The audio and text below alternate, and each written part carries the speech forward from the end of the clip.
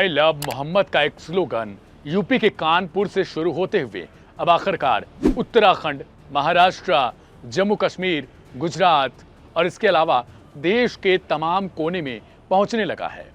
इसके लिए जो मुस्लिम समुदाय है वो अब तमाम तख्तियां, स्लोगन, बैनर, पोस्टर ये सब कुछ लेकर अब एक जुलूस निकालने लगा है। और इस जुलूस के कारण जगह जगह पर कहीं ना कहीं, इन प्रदर्शनों के कारण जगह जगह पर कहीं पथराव तो कहीं ऐसी स्थिति बन जा रही है जिसमें अगर रोका न जाए तो शायद हिंसा पनप सकती है। इसकी शुरुआत 4 सितंबर को यूपी के कानपुर के रावतपुर इलाका से शुरू हुई थी। 12 वफात के दिन आरोप है कि रामनवमी गेट के ठीक सामने एक इसी तरीके का बैनर लगाया गया था, जिसके बाद एक नया कार्यक्रम, एक नया जुलूस और एक नई प्रथा शुरू करने के कारण दूसरे समुदाय ने इसके खिलाफ, यानी हिंदू समुदाय ने इसके खिलाफ पुलिस में अर्जी दी। पुलिस वाले वहां पर पहुंचते हैं और उसके बाद इसे हटाने की मांग की जाती है। अब इसी के बाद से लगातार इस बात को लेकर अब चर्चा तेज हो गई कि आखिरकार आई लव मोहम्मद लिखने पर क्या दिक्कत हो गई पुलिस वालों को और 25 लोगों के ऊपर एफआईआर क्यों दर्ज कर ली गई। देश के अलग अलग हिस्सों में, कोने कोने में अब आई लव मोहम्मद वाला स्टेटस से लेकर पोस्टर, बैनर, तमाम चीजें छा चुकी हैं।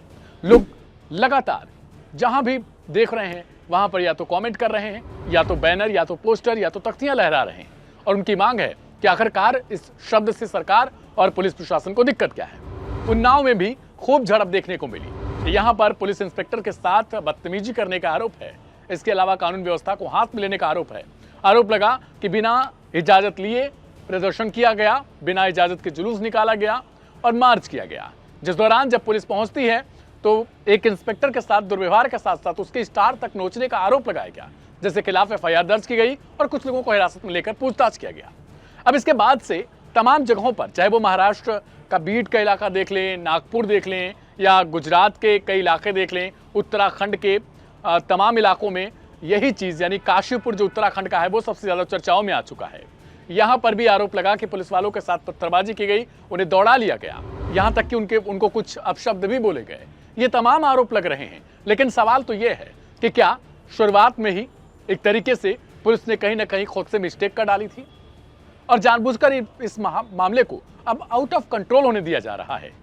क्या देश में एक नई हिंसा फैलाने की कोशिश की जा रही है? तमाम राज्यों को इस वक्त हाई अलर्ट पर रहना पड़ रहा है। वहां की पुलिस प्रशासन भी हाई अलर्ट पर रह रही है ताकि स्थिति को सामान्य करके रखा जा सके।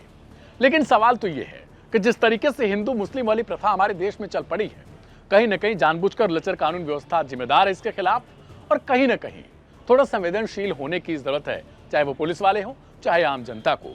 उन्नाव के शहर काजी ने मुसलमानों से एक अपील की है। उन्होंने कहा है कि आपको किसी ने गलत तरीके से भ्रम में डाल दिया है। जो मामला कानपुर के रावतपुर इलाके का था उसमें कुछ इस तरीके की चीजें नहीं थी।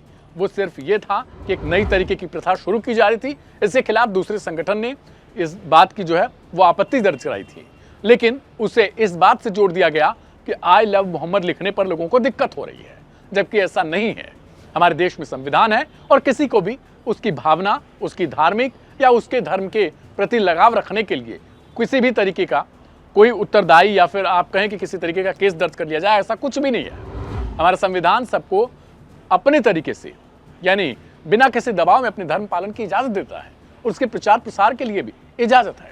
तो आखिरकार इस विवाद को इतना तूल क्यों दे दिया गया, समझने के लिए भी बहुत अहम हो जाता है कि एक शब्द जो आई लव मोहम्मद का है उसे इतना ट्रेंड कराया जा रहा है। लेकिन सवाल दूसरी तरफ से भी है कि किसी को दिक्कत भी नहीं होनी चाहिए अगर कोई इस तरीके से नारेबाजी कर रहा है।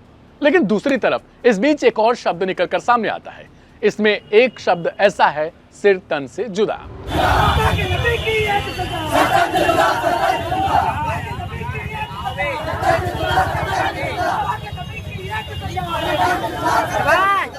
अगर आप क्राइम कथा की इस स्टोरी को देख रहे हैं, इस कहानी को सुन रहे हैं, तो आप सबसे एक अपील है कि जब भी हम जुलूस या कोई कार्यक्रम या कोई प्रदर्शन करते हैं, वो चाहे किसी भी धर्म का हो, मैं किसी पर्टिकुलर धर्म की बात नहीं कर रहा हूं, उस वक्त हमें ये नहीं पता होता कि हमारे उस जुलूस में, हमारे उस प्रदर्शन में कौन कौन से लोग शामिल हैं। हर धर्म में हर तरफ कुछ उत्पादी लोग होते हैं। ये उत्पाद करना ही सिर्फ इनका काम होता है। ये चाहते हैं कि थोड़ी सी आग की लपट को इतना तेज कर दिया जाए कि चिंगारी हमारी बनी बनाई इमारत को जलाकर ध्वस्त कर दे। इससे शायद इनको लाभ हो सकता है। इस वजह से आप सबसे ये गुजारिश है कि अगर आप इस तरीके का प्रदर्शन करते हैं, आप अपनी मांगे रखते हैं, तो उसको एक कानून के तहत, एक कानून के दायरे में रखिए और ऐसे लोगों को पहचानिए जो आपके ही जुलूस में, आपके ही कार्यक्रम में, आपके ही प्रदर्शन में घुसकर इस तरीके के नारे लगा रहे हैं। ये नारा बर्दाश्त के योग्य नहीं है। ये चाहे हिंदू धर्म से लगाया जाए, चाहे मुस्लिम धर्म से निकाला जाए। सिर तन से जुदा का अर्थ आखिर क्या है, इसको आपको समझना पड़ेगा। दूसरी तरफ अगर वे लोग, जो लोग ये कहते हैं कि आई लव मोहम्मद नहीं लिखना चाहिए, तो उन लोगों के लिए भी ये है कि आप अपने धर्म को अपने हिसाब से पालन करिए, ना कि दूसरे धर्म को आप ये बताइए कि वो किस तरीके से पालन कर सकता है, क्योंकि हर इंसान को आज़ादी मिलनी चाहिए और यही हमारा संविधान भी कहता है। उत्तराखंड के काशीपुर में बवाल बहुत तेज हो गया था। वहाँ पे देर रात इस तरीके से मामला बढ़ गया कि पुलिस वालों के साथ दुर्व्यवहार होने लगा। पुलिस वालों पर भी तमाम आरोप लग रहे हैं, उनको भी इस तरीके से नहीं कहा जा सकता कि नहीं वो सही है। यूपी के भदोही में भी यही इसी तरीके का मामला देखने को मिला। अब हम आपको एक एक करके भदोही और उत्तराखंड की जो काशीपुर की पुलिस है, उनके द्वारा क्या कुछ बताया गया उसे सुनवाते हैं। रात 8 बजे के करीब में नदीम अख्तर ने, जो एक व्यक्ति है, उसने अपने कुछ साथियों के साथ यहाँ अली खां मोहल्ले में यहाँ पे शांति व्यवस्था को प्रभावित करने का प्रयास किया और बाहरी प्रदेश की ये घटना के संदर्भ में वहाँ पे जो उपस्थित युवा थे और जो इसके साथीगण थे, उन्होंने उनको भड़काने का प्रयास किया और इस तरीके से एक अराजकता का माहौल बनाया। पब्लिक के लोगों के द्वारा पुलिस को सूचना दी गई। तत्काल पुलिस बल यहाँ मौके पर पहुँच करके स्थिति को नियंत्रण में किया और जो लोग भी इस घटना में इन्वॉल्व थे, चाहे वो स्वयं द्वारा, चाहे इसके बकाव में आकर के, उनको हम आइडेंटिफाई कर रहे हैं। पुलिस की टीम में कुछ लोगों को आइडेंटिफाई कर चुके हैं जिनके वहाँ हमारे द्वारा दबिश दी जा रही है। अन्य लोगों को भी आइडेंटिफाई कर रहे हैं, इन पर अभियोग पंजीकृत किया जा रहा है, इन पर अभी वैधानिक कार्रवाई करेंगे।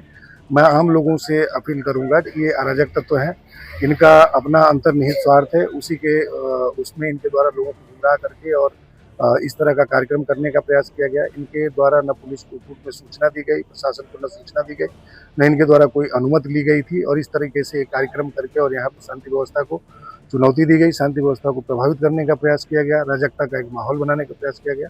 अभी स्थिति नियंत्रण में है। इनके विरुद्ध जल्द से जल्द हमारे द्वारा वैधानिक कार्रवाई की जाएगी। निश्चित रूप से लोगों से मैं यही अपील करूंगा कि ऐसे लोगों को बढ़ावा न दें। ये आप किसी भी रूप में, ये समाज हितैषी नहीं है और इनके द्वारा इस तरीके की सामूहिक वैमनस्यता फैला करके अपने अंतर्निहित उद्देश्यों को पूरा करने का प्रयास किया जाता है। इनका कुछ उद्देश्य और था और इनके द्वारा यहाँ पे इकट्ठा करके और लोगों को और गुमराह किया गया, जिससे कि यहाँ एक शांति व्यवस्था की स्थिति उत्पन्न हुई।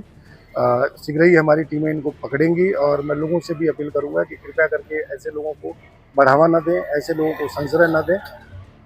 ये कहीं न कहीं काशीपुर के हित में भी है और अली खां मोहल्ले के भी है। इस तरह की कोई हानि नहीं हो पाई क्योंकि सूचना समय से मिल गई थी और पुलिस मौके पे समय से पहुंच गई थी और स्थिति को हमारे द्वारा नियंत्रण में ले लिया गया था। आवश्यक बल यहाँ पर मौजूद भी है और हमारी कुछ टीमें दबिश भी दे रही हैं। जो आम लोग थे उनको हमने बताया भी क्या, लोगों के द्वारा यहाँ पे सहयोग किया जा रहा है। यहाँ के जो निर्वाचित पार्षदगण थे वो भी आए थे, वो भी इस चीज़ के खिलाफ थे कि भाई ये चीज़ ऐसी नहीं होनी चाहिए थी। तो जो आम लोग हैं, जो कि उस व्यवस्था के जो सहयोगी हैं, जो व्यवस्था बनाने में हमारा सहयोग कर रहे हैं, ये कुछ ही लोग थे जिनके द्वारा इस तरीके का प्रयास किया गया था। जो लोग थे यहाँ पे सीसीटीवी कैमरे के माध्यम से और जो कुछ पर्सनल लोगों के द्वारा जो रिकॉर्डिंग की गई थी, उससे हम जानकारी ले रहे हैं। जो लोग भी होंगे इनको आइडेंटिफाई करके हमारे द्वारा कार्रवाई की जाएगी। जनपद भदोही में सोशल मीडिया के माध्यम से ये कुछ वीडियो जो सोशल मीडिया में चल रही हैं, संज्ञान में आया है कि कुछ युवकों के समूह ने जो प्रकरण कानपुर में हुआ था उसके विरोध प्रदर्शन में नारेबाजी करी है। दोनों ही थानों में, थाना भदोही और थाना औराई में, जहाँ की वीडियो सामने आई है, दोनों ही थानों में इसमें अभियोग पंजीकृत कर अग्रिम कार्रवाई की जा रही है और कुछ लोगों को हिरासत में भी ले लिया गया है। अभी आपने पुलिस को सुना, उत्तराखंड पुलिस और दूसरी तरफ यूपी पुलिस को, लेकिन सवाल तो ये उठता है कि आखिरकार क्या जो पुलिस प्रशासन है या फिर राज्य सरकारें हैं ऐसे मामलों को तूल देना चाहती हैं ताकि हम अलग अलग मुद्दों को भटका सकें और एक बार फिर से एक हिंसा में हमारे देश को झोंका जा सके।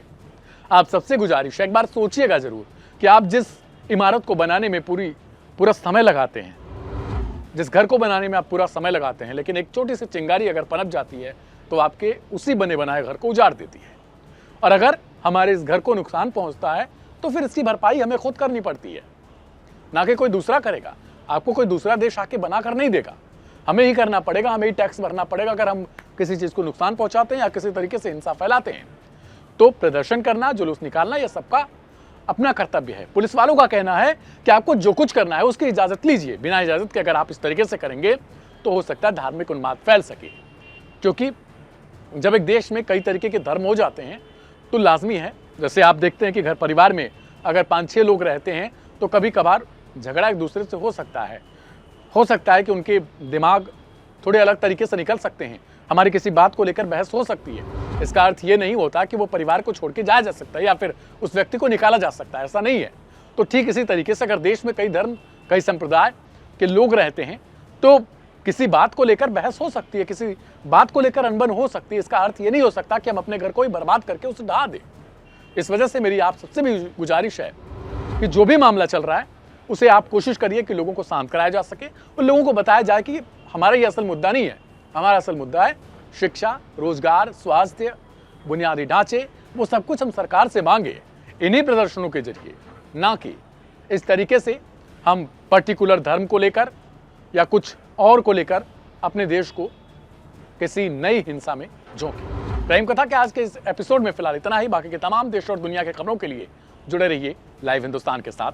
मेरा नाम है दिव्यांशु। आप सभी को शुभ रात्रि, नमस्ते।